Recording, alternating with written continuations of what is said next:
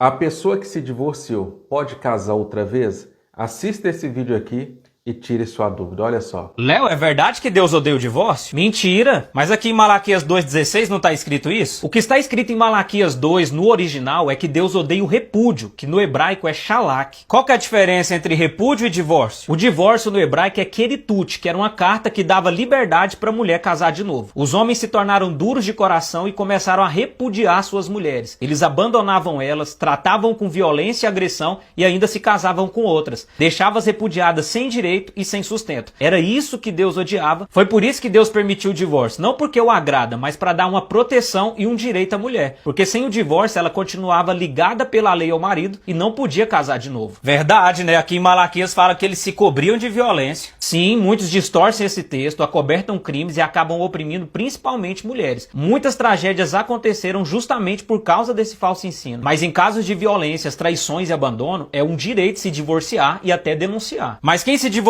pode casar de novo? O ideal é que não se case novamente e, se possível, escolher o perdão e a reconciliação. Mas havendo divórcio legal, pode se casar novamente. Mas Jesus não diz que quem casa com divorciado comete adultério? Não, Jesus reafirma o propósito original de Deus, mas ele reconhece que Deus permitiu o divórcio por conta da maldade humana e garantindo assim o direito às mulheres repudiadas, dizendo que quem repudiasse a mulher sem dar carta de divórcio e casasse com outra, cometia adultério. E quem se casasse com a repudiada também cometia adultério, porque pela lei ela continuava ligada ao marido. E como você sabe que Jesus estava falando do repúdio? Nos textos originais onde Jesus falou isso, o termo utilizado é apólio, que é o abandono sem a carta de divórcio. Se ele estivesse falando do divórcio, ele usaria o termo disasion, que realmente se refere ao divórcio. Mas Paulo disse que a mulher casada está ligada ao marido enquanto ele viver. Não, Paulo disse que a mulher casada está ligada pela lei ao marido enquanto ele viver. Se esse vínculo fosse absoluto, ele diria que a mulher casada está ligada ao marido enquanto ele viver. Mas o fato dele ter especificado pela lei mostra o sentido do que ele estava dizendo. Como a ligação é feita pela lei e a lei permite o divórcio, então essa ligação pode ser desfeita pela lei. Nossa, isso tira um peso de condenação sobre a vida de muita gente. O propósito de Deus não é que as pessoas saiam se divorciando e nós precisamos exercer o perdão. Cada um vai responder pelos seus atos. Mas tem muita gente condenando os outros ao inferno sem conhecer de fato a verdade. Muitas vezes amparados pelo sistema religioso que sempre distorceu textos como esse. Mas Deus permite uma oportunidade de justiça e liberdade para aqueles que estão sendo cativos e oprimidos pela maldade humana. E as mentiras religiosas que duraram séculos estão caindo por terra agora que a gente tem muito mais acesso aos originais. Verdade, o sistema sempre tentou esconder a verdade e fazia muitas maldades com quem discordava. Mas como que aprende a verdade da Bíblia? Leia a Bíblia, estude com o coração aberto ao Espírito Santo e siga o Léo para mais conteúdo. De todos os ensinos que eu já ouvi acerca do divórcio,